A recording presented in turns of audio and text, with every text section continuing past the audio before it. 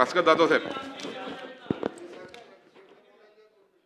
सन्माननीय अध्यक्ष महोदय, विधानसभा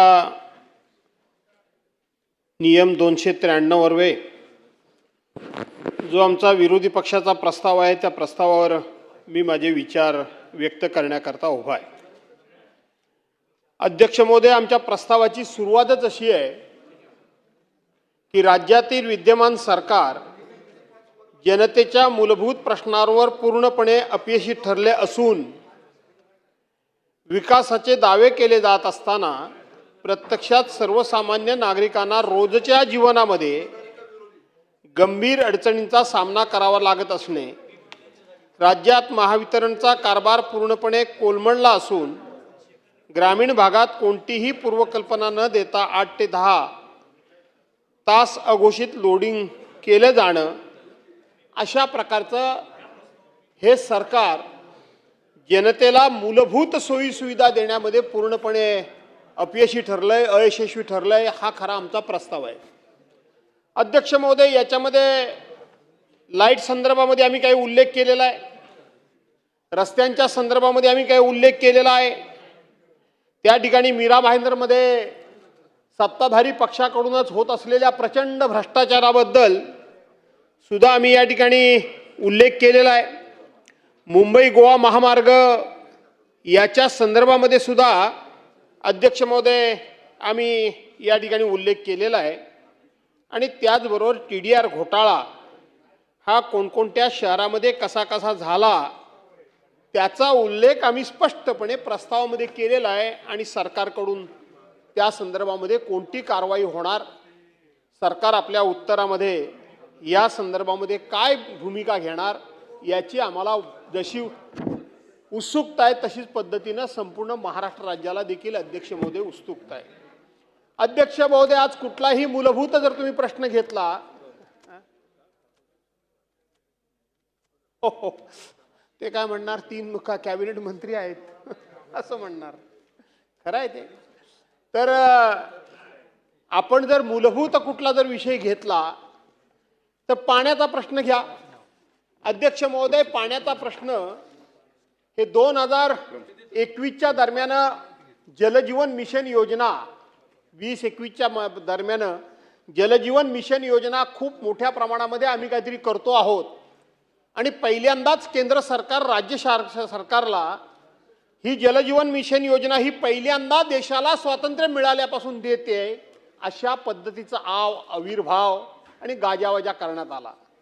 यापूर्वी केंद्र सरकारच्या अनेक योजना आहेत, त्यांची मी आता नावं घेत नाही, पण त्यावेळेला 90% केंद्र सरकार आपला हिस्सा देत होतं आणि 10% राज्य सरकार किंवा लाभार्थी भरत होते. पण इथं तर फक्त 50%च केंद्र सरकार आपला हिस्सा देत होतं आणि गाजावाजा मात्र मोठा होता.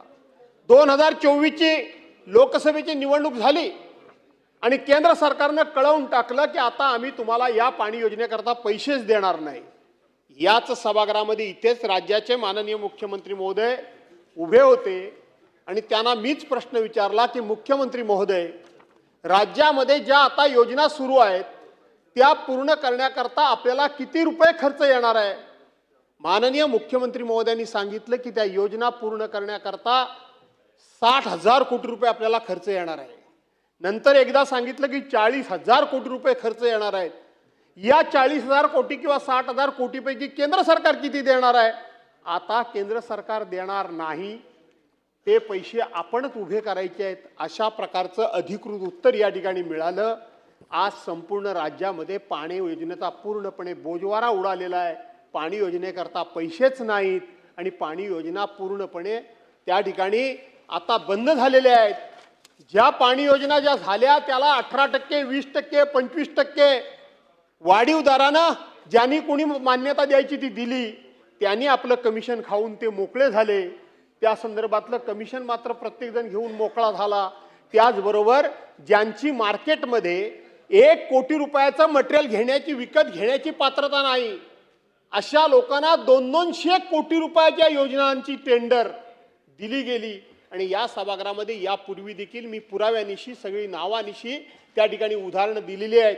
आणि त्या संदर्भामध्ये पाणी पुरवठा मंत्र्यांच्याकडं हक्कानं बैठक लावून घेतली आणि त्या सगळ्यांची नावं आणि माहिती दिली. बाकी काय होईल ते होऊ द्या, पण माझ्या जिल्ह्याचं सगळं सुरळीतपणे चालवा.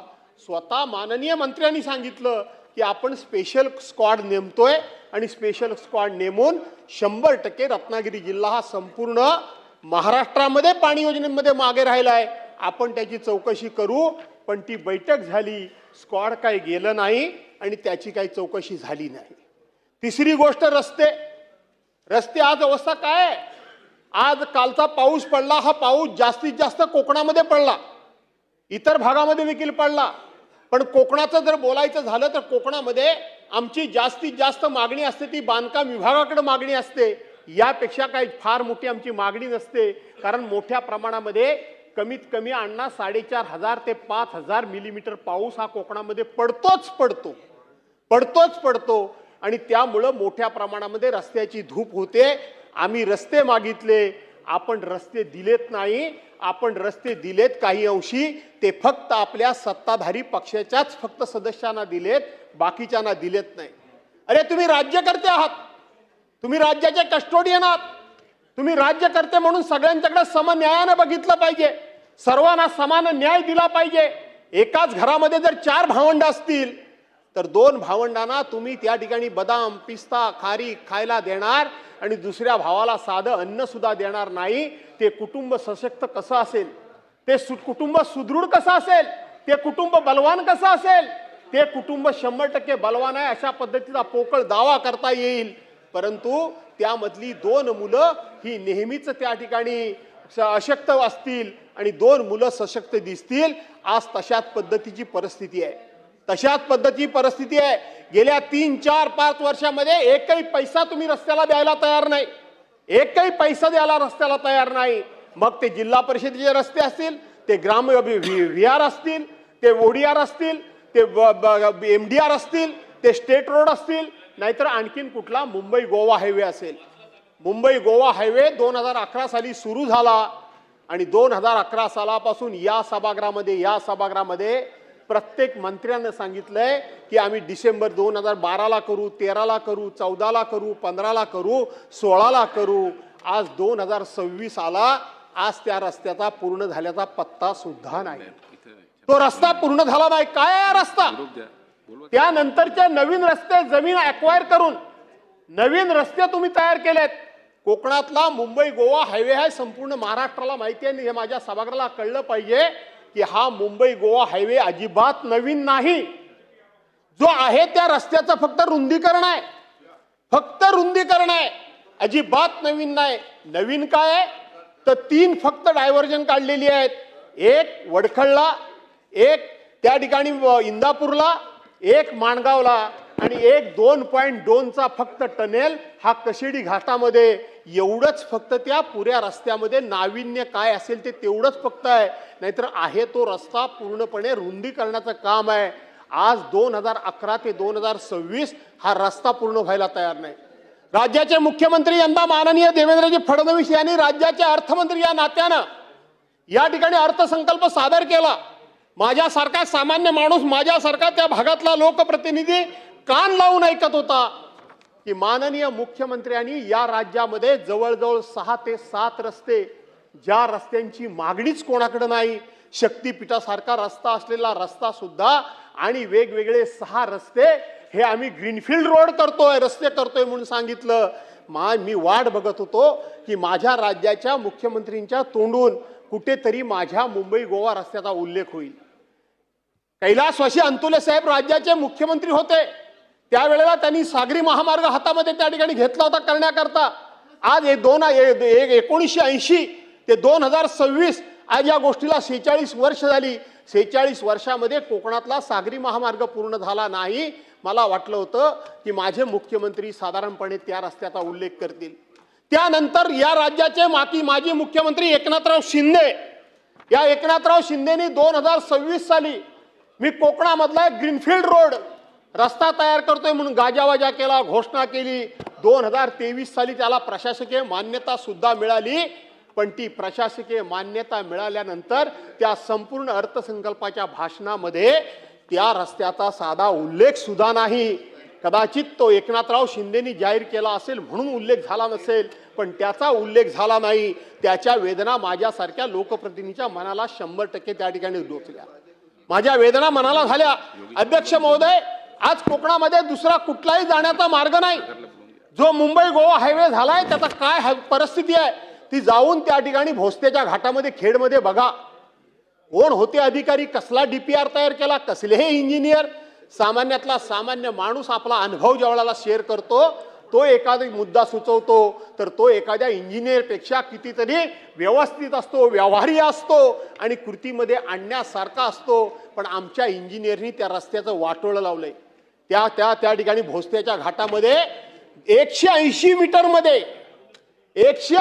मीटरमध्ये 17 स्पीड ब्रेकर आहेत. 17 स्पीड ब्रेकर आहेत आणि 11 ठिकाणी रमलर आहेत. 180 मीटरमध्ये 17 स्पीड ब्रेकर आणि त्या ठिकाणी 11 ठिकाणी रमलर आहेत. अरे हे काय रस्ता तुम्ही डिझाईन केलात, काय केलं तरी काय.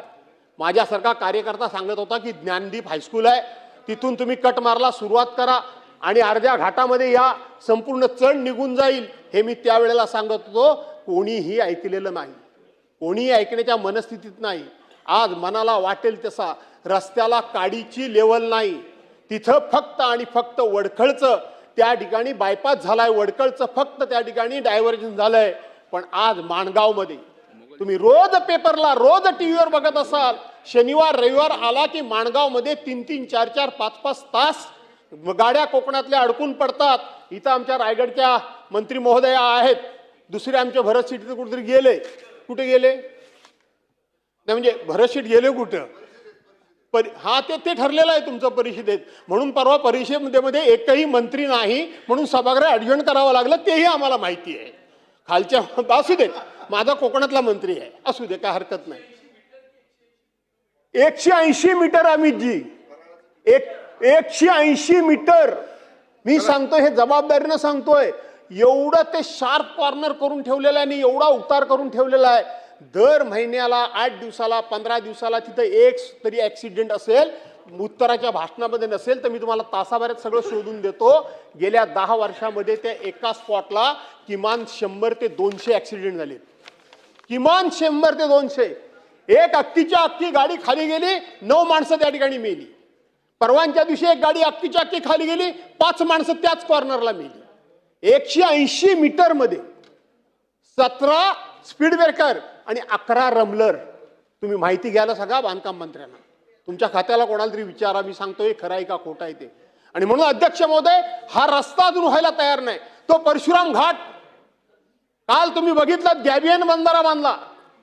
काय हे आमचे इंजिनियर आहेत तरी काय, यांच्यावर कोणाचा कंट्रोल आहे की नाही. तो गॅबियन बांधारा बांधला, त्याच्या गावाच्या खाली एक पेडगाव होतंय. सातत्यानं तिथे ती दरड कोसळते. एक ना एक दिवस त्या गावाचा माळीण होऊ नये एवढीच माझी ईश्वरला प्रार्थना आहे. कारण अख्खा डोंगर कापून कापून कापून तो डोंगर रोज खाली कोसळतोय आणि खाली गावातली माणसं, 2 गावातली माणसं जीव मुठीत ठेवून उभी आहेत. मला आठवतंय, मी ज्या वेळेला सह्याद्रीला माननीय गडकरी साहेबांनी बैठक घेतली त्यावेळेला त्यांना मी सांगितलं होतं की हा डोंगर तुम्ही कापण्याच्या भानगडीत पडू नका. कारण कोकणाची डोंगराची रचना अशी असते की खाली कातळ असतो आणि त्याच्यावरती माती असते. ज्या वेळेला पाऊस भरपूर पडतो आणि पुन्हा ऊन पडलं तर जमिनीला भेगा पडतात, त्याच्यामध्ये पाणी आतमध्ये जिरतं आणि पाऊस पुन्हा सुरू झाला की वरची माती सरकते, त्याला डोंगर सरकला म्हणून म्हणतात. आणि बाकीचा कातळ तसाच खाली असतो. म्हणून खेडला ज्या ठिकाणी चिपळूण आणि खेडची हद्द सुरू होते तिथून तुम्ही ब्रिज टाकायला सुरुवात करा. तिथून ब्रिज टाका, तिथून ब्रिज तुम्ही सरळ कापसाळ गावामध्ये उतरा. आणि आता काय उंच ब्रिज बांधणं हे काय नवीन कौशल्य काय राहिलेलं नाही. कितीतरी टेक्निक आता आपल्याकडे अवेलेबल आहे. गडकरी साहेबांनी ते सगळ्यांच्या देखत मान्य केलं. पण आमच्यातलेच काही विद्वान लोक होते त्यावेळेला, मी एकमेव राष्ट्रवादीचा आमदार असल्यामुळं त्या जिल्ह्यातला, हा काहीतरी सांगतोय ह्याचं काय ऐकताय म्हणून कोणी ऐकलं नाही. आणि आज सुद्धा तो घाट रोज जातोय. काल मी त्याचा फोटो बघितला, गंमत बघितली. बांधारावरती हिरवळ साहेब आणि बांधाऱ्याच्या खालून पाणी, इतकं पाणी धो धो धो धो जातंय. करोड रुपये तुम्ही खर्च करताय पण तो रस्ता काही व्यवस्थित व्हायला तयार नाही. आणि म्हणून तो रस्ता कधी करणार. तुम्ही या ठिकाणी मुख्यमंत्री ग्राम सडक योजनेतनं आम्हाला 1 किलोमीटर पण पैसा द्यायला तयार नाही. तुम्ही बजेटमध्ये आम्हाला PWD कडून एकही रुपया द्यायला तयार नाही. आज इथे रवींद्र चव्हाण हजर नाही आहेत. हे रवींद्र चव्हाण मंत्री झाले, स्वतः मंत्री झाल्यानंतर याच सभागृहामध्ये मी त्यांना सांगितलं की तुम्ही या, राजकीय मतभेद काही असतील, मी ज्या पक्षामध्ये आहे त्या पक्षाचे सरकार पाडून तुम्ही पक्षाचे मंत्री झालात, हरकत नाही. माझ्या कोकणातला बरेच वर्षानंतर बांधकाम मंत्री झालाय आणि बांधकाम मंत्री झाल्यामुळं कोकणाच्या अपेक्षा वाढल्या आहेत, आमच्या अपेक्षा वाढल्या आहेत. कोकणाकरता काहीतरी करा. मी स्वतः सगळे राजकीय आरोप प्रत्यारोप सहन करून माझ्या लोकांचा रोष घेऊन मंत्री माझ्याकडे लवकर येतोय म्हणून त्यांच्या स्वागताला परशुरामच्या घाटामध्ये मी उभा राहिलो. माझे सहकारी शेखर निकम सुद्धा तिथं होते. मी स्वतः उभा राहिलो, मी त्यांच्या गाडीमध्ये बसलो, माझ्यावर टीका झाली, आरोप झाले, पण माझा हेतू स्वच्छ होता. भल्या माणसानं 2.5 वर्षाच्या या कालावधीमध्ये 1 किलोमीटर सुद्धा रस्त्या डांबरीकरणाला पैसे दिलेले नाहीत. 1 किलोमीटर सुद्धा डांबरीकरणाकरता पैसे दिलेले नाहीत. आज कोकणातल्या रस्त्यांची एवढी वाईट अवस्था आहे, इतकी वाईट परिस्थिती आहे आणि म्हणून आता तर अधिक वाईट होईल. आणि म्हणून सरकारला माझी विनंती आहे की माझ्यासारखा माणूस संपूर्ण कोकणामध्ये एकमेव विरोधी पक्षाचा आमदार निवडून आलाय. आज सर्व कोकण तुमच्या पाठीशी उभा आहे. माझ्या मतदारसंघामध्ये सुद्धा तुमच्या पक्षाचे लोक नसतील का? तुमच्या विचारांचे लोक नसतील का? तुमच्या आघाडीतले कार्यकर्ते माझ्या मतदारसंघामध्ये नसतील का? पण मी विरोधी पक्षाचा आहे म्हणून माझ्या मतदारसंघामध्ये एकही पैसा द्यायचा नाही. हरकत नाही, जरूर देऊ नका, काही माझ्या मतदारसंघात देऊ नका. शेवटी नियती प्रत्येक गोष्टीचा विचार करेल. पण एका गोष्टीचं भान ठेवा, आयुष्यभर काँग्रेसचं सरकार या राज्यामध्ये आणि या देशामध्ये आहे. काँग्रेसची राजकीय सभ्यता ही विसरू नका, ही विसरू नका. आम्ही निवडून आलो, काँग्रेसवाल्यांच्या कारकिर्दीमध्ये सुद्धा आम्ही याच्यापेक्षा डरकाळ्या फोडत होतो, काँग्रेसवर टीका करत होतो, आरोप करत होतो, झोड उठवत होतो. आमचं त्यावेळेला वय ते तारुण्यामध्ये बहरामध्ये मी असताना कशाचीही मी पर्वा करत नव्हतो. पण काँग्रेसच्याकडे गेल्यानंतर काँग्रेसचे कार्यकर्ते बसायचे, ते मंत्र्यांना सांगायचे की ह्याचं काम करू नका, हा आपल्या पक्षावर टोकाचं तोंड सुख घेतो, हा आपल्या पक्षाच्या कार्यकर्त्यांना खूप मोठा छळतो. मी कोणालाच छळत नाही, पण छळतो असं धरा. काँग्रेसवाल्यांचं उत्तर ऐकून ठेवा. काँग्रेसचे मंत्री म्हणायचे आपण लोकशाही मानतो आणि यांना लोकांनी निवडून दिलेलं आहे, यांनी काम आणलंय ते लोकांचं आणलंय, यांनी व्यक्तिगत काम आणलेलं नाही. आणि म्हणून लोकशाहीमध्ये आपण जे काम करतो निवडून आलेल्या माणसाचं, ते लोकांचं काम करतो, त्याचं काम करायलाच हवं. ही काँग्रेसच्याकडची सभ्यता होती, आपल्या महाराष्ट्राची सभ्यता आहे, ही महाराष्ट्राची सभ्यता आहे. मी सांगितलं होतं याच्यापूर्वी पण कधीतरी एकदाच फक्त मी बोललो होतो. माझ्या 35 वर्षाच्या दीर्घकालीन या राजकीय प्रवासामध्ये संपूर्ण सगळ्या खात्यां मिळून 15 पत्र सुद्धा बदलीची कोणाची नसतील, 5 सुद्धा नसतील, पण जबाबदारीने बोलताना मी 15 बोलेन. जर कोणाकडे गेलो तर विकास कामांकरताच फक्त मी जायचो, यापेक्षा मी कोणाकडे जात नव्हतो. आणि म्हणून तुम्ही सुद्धा हा विचार करा की तुम्हाला सर्वांना न्याय द्यायचा आहे की केवळ सत्ता ही आपलीच आहे आणि आपल्याकरताच राबवायची आहे काय, याचा विचार तुम्ही करा. अध्यक्ष महोदय, या ठिकाणी महावितरणच्या संदर्भामध्ये सुद्धा आम्ही मुद्दा उपस्थित केलेला आहे. अध्यक्ष महोदय, आपण त्या ठिकाणी स्मार्ट मीटर जबरदस्तीनं बसवणार नाही म्हणून आपण सांगितलं. इथंच माननीय मुख्यमंत्री महोदयांना मी प्रश्न विचारला होता आणि त्यांनी देखील मनमोकळेपणे मला उत्तर दिलं होतं की माननीय मुख्यमंत्री महोदय, तुमचे लोक जबरदस्तीनं स्मार्ट मीटर बसवतायत. आमच्या कोकणामधली बहुतांशी घरं बंद आहेत, लोक चाकरमानी म्हणून मुंबई पुण्याकडे आहेत, त्यांची घरं जबरदस्तीनं उघडून त्यांच्या घरामध्ये मीटर बसवतायत. याबद्दल तुमची भूमिका काय? माननीय मुख्यमंत्री महोदयांनी सांगितलं की कोणाच्याही घरामध्ये आम्ही जबरदस्तीनं मीटर बसवणार नाही. आज जबरदस्तीनं मीटर बसवून या ठिकाणी आपण ते डिजिटल मीटर बसवलेले आहेत. कोण आहे? कोण? अदानी? काय अदानीचे दलाल आहोत आम्ही? अदानीचे मीटर सकाळ संध्याकाळ बसवायला, ते मीटर बसवल्यामुळं लाईट बिल कमी येईल सांगितलं. कितीतरी लाईट बिल त्या दिवशी सभागृहामध्ये सत्ताधारी पक्षाच्याच कोणतरी तर महिला आमदार म्हणाल्या की पूर्वी मला 22-23 हजार बिल येत होतं, आता 3-4 लाख रुपये बिल यायला लागलं, असं ते तिथं त्या ठिकाणी सांगत होत्या. आज आपण ते मीटर बसवलेत, लोकांना रिलीफ मिळायच्या ऐवजी लोकांना फार मोठा त्रास होतोय. आपण काय सांगितलं या सभागृहामध्ये 2030 साली 100% प्रत्येकाच्या घरामध्ये आम्ही सोलर लाईट त्या ठिकाणी देणार आणि 2030ला विनामूल्य लाईट लोकांना देऊ, त्याची सुरुवात या सभागृहात आजपासून मी जाहीर करतो. अशा पद्धतीचं वक्तव्य तुमच्याकडून झालेलं आजही रेकॉर्डवर आहे. आज आपण जर बघितलं तर 2030 साली सोडा, कुठले सोलर लाईट बसतायत? तुमच्या सोलर लाईट योजनेचा तुम्ही किती मोठेपणा सांगा, तुम्हाला सर्टिफिकेट मिळालं, तुमचं कौतुक झालं, तुमचं काय तिकडं गिनीज बुक वर्ल्डमध्ये काहीतरी नाव गेलं, ठीक आहे, आम्हाला आनंद आहे, आमच्या राज्याचा मोठेपणा आहे. पण तुमच्या ह्या सोलर लाईटचा आणि तुमच्या या डिजिटल मीटरची योजना म्हणजे कृषी आपण योजना जी होती विमा योजना, 1 रुपया शेतकऱ्याला शेतकऱ्यानं भरायचा आणि आम्ही सगळे पैसे शेतकऱ्याला विमा कंपन्यामार्फत देणार हे सांगितलं. ती योजना तुम्ही आज बंद केली. फायदा कंपन्यांचा लाखो करोडो रुपये कोटी तुम्ही केलात, शेतकऱ्यांना मात्र त्याचा काहीच फायदा झाला नाही. तसंच हे तुमच्या सोलर लाईटचं झालंय, सोलर पंपाचं झालंय.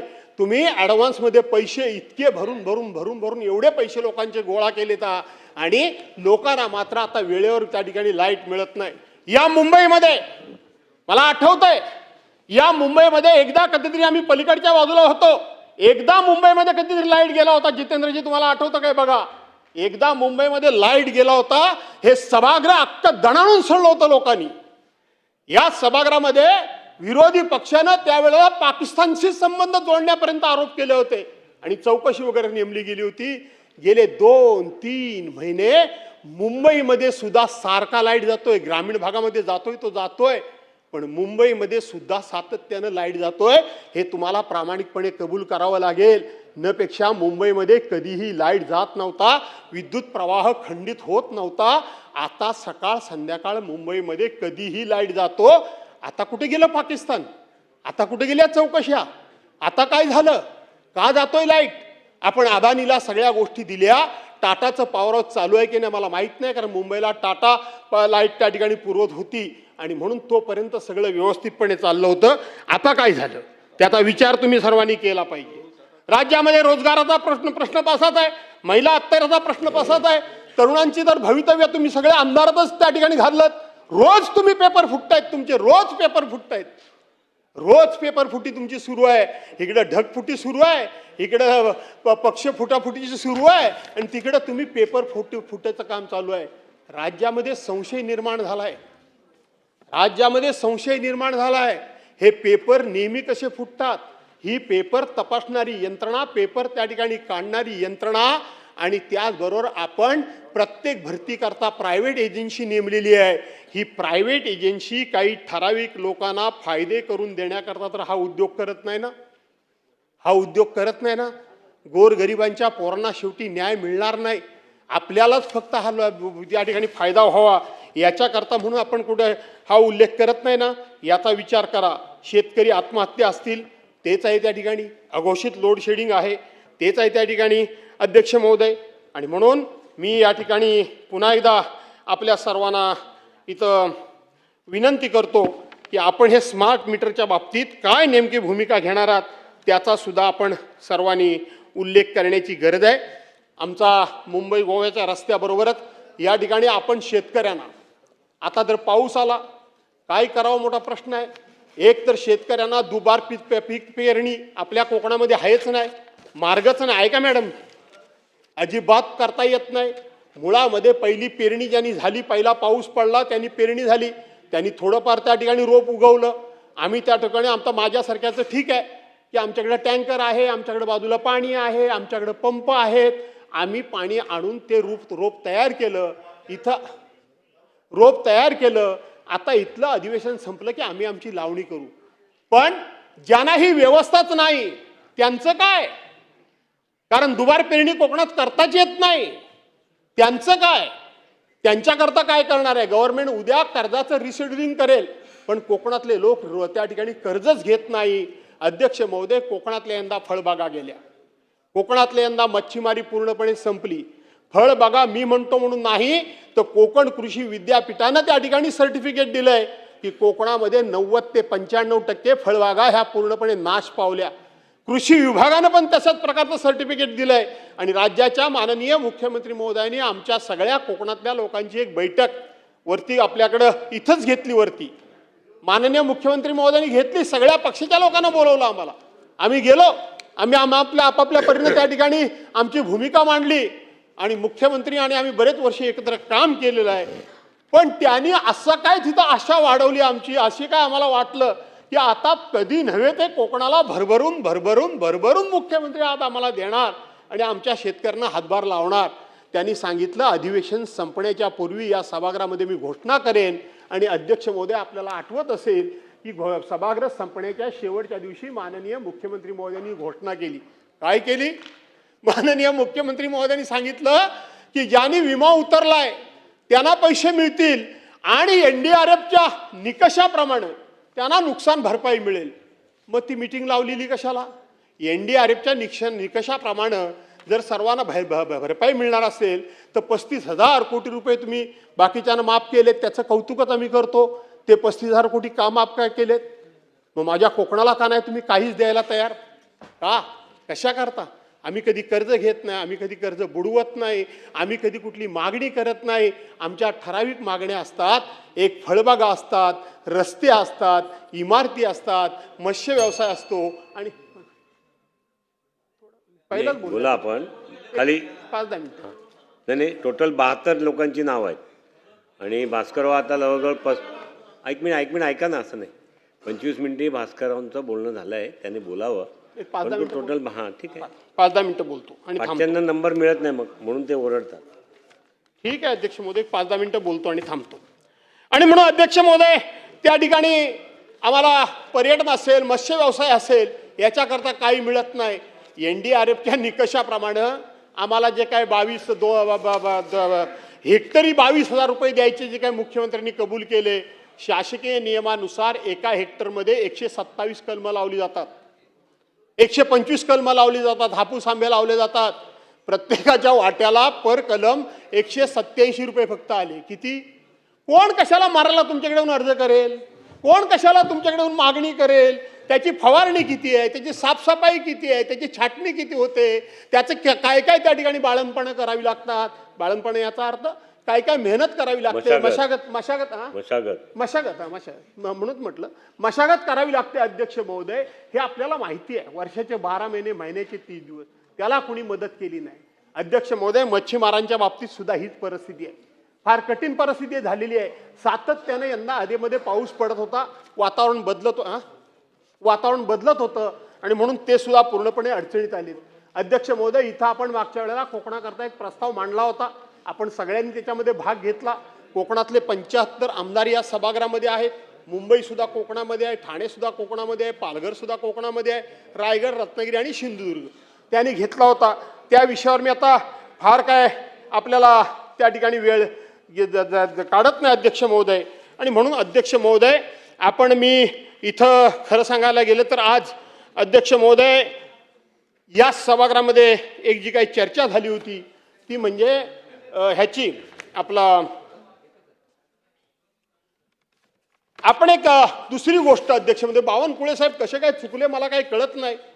एक देवस्थानच्या जमिनी, ह्या देवस्थानच्या जमिनी, या जमिनी राखण्याचं आणि या जमिनीच्या माध्यमातून काय थोडंफार शेती असेल, उत्पन्न असेल, त्यातून देवार्थाची पूजा अर्चा करणं, हे काम पिढ्यानपिढ्या राजा राजवाड्यांपासून त्या ठिकाणी आलेलं होतं. आज काहीतरी हे तुम्ही कायदा 2026चा केलेला आणि त्या कायद्याच्या आधारे तुम्ही त्या जमिनी देवस्थानच्या राहण्याच्या ऐवजी जे घरं बांधून राहतात, जे तिथं त्या जमिनी वापरतात किंवा ज्यांना वापरण्याकरता दिलेल्या आहेत आणि त्याच्या मोबदल्यात त्यांनी देवाची सेवा करावी, पूजा अर्चा करावी, साफसफाई करावी, त्यांनी अध्यक्ष महोदय त्यांच्या नावावरच ह्या जमिनी करण्याचा हा कायदा आहे. पुऱ्या महाराष्ट्रात त्याच्या विरोधात लोक एकवटलेत, पुऱ्या महाराष्ट्रामध्ये. अध्यक्ष महोदय, असं जर आपण केलं तर मूळ देवस्थानचं उत्पन्न आहे ते उत्पन्न बंद होईल. मूळ देवस्थानची पूजा अर्चा आहे ती उद्या कुणी करायची? कारण ही जागा आता माझ्या मालकीची झाली. माझ्या मालकीची झाल्यामुळे मी आता कोणाचा बांधील नाही, मी ह्याच्या आता कोणाचं काम करण्याचा काही बांधील नाही, कारण मी मालकी आहे. आणि म्हणून बावनकुळे साहेबांना माझी एवढीच विनंती आहे, अतिशय सकारात्मक ते काम करतात, सकारात्मक निर्णय घेतात, यांनी या कायद्याचा फेरविचार करावा अशा पद्धतीची माझी त्यांना विनंती आहे. मी स्वतः त्यांना भेटलेलो आहे. आणि म्हणून अध्यक्ष महोदय, काल सुद्धा आपण बघितलं मुंबईमध्ये एवढा पाऊस पडला, हाहाकार झाला, किती माणसं मेली, अख्खी मुंबई तुंबली, अख्खी मुंबई जाम झाली, कोकण जवळ पाण्याखाली गेलं, 2-3 दिवस तिकडची वाहतूक पूर्णपणे बंद झाली. आणि म्हणून काही ठिकाणी पाऊस पडला, तिथे भरपूर पडला. आपलं काम, आपला कामाचा दर्जा, आपली क्वालिटी, तो मिसिंग लिंक सांगतोयच की आपली कामाची काय क्वालिटी आहे. मकरनाबा, कामाची क्वालिटी काय आहे, आपलं काम काय चांगलं आहे, आपलं भाषण काय. आम्ही त्या ठिकाणी फ्रान्सची टेक्नॉलॉजी आणली, आम्ही जपानची टेक्नॉलॉजी आणली, आणि हे फ्रान्सनी जपानची टेक्नॉलॉजी आणलीत तुम्ही. वरून सगळं पाणी कोसळतंय, दरडी कोसळतायत.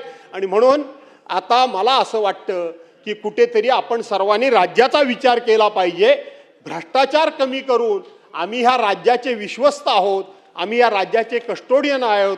म्हणून अध्यक्ष महोदय, पाणी असेल, रस्ते असतील, वीज असेल, रोजगार असेल, महिला अत्याचार असतील, तरुणांची पेपरफुटी असतील, शेतकऱ्यांची आत्महत्या असेल, किंवा अघोषित लोड शेडिंग असेल, या सगळ्या बाबतीत लोकांना चांगल्या प्रकारच्या सोयीसुविधा देणं आणि लोकांच्या सुखदुःखामध्ये सहभागी होऊन लोकांना त्या ठिकाणी चांगलं जीवन जगण्याकरता म्हणून राज्यकर्त्यांनी अधिकचा प्रयत्न करावा, अशा प्रकारची विनंती करतो. आणि मी या ठिकाणी थांबतो. धन्यवाद. धन्यवाद. धन्यवाद. अर्जुन खोतकर, विजयबाबू शिवतारे,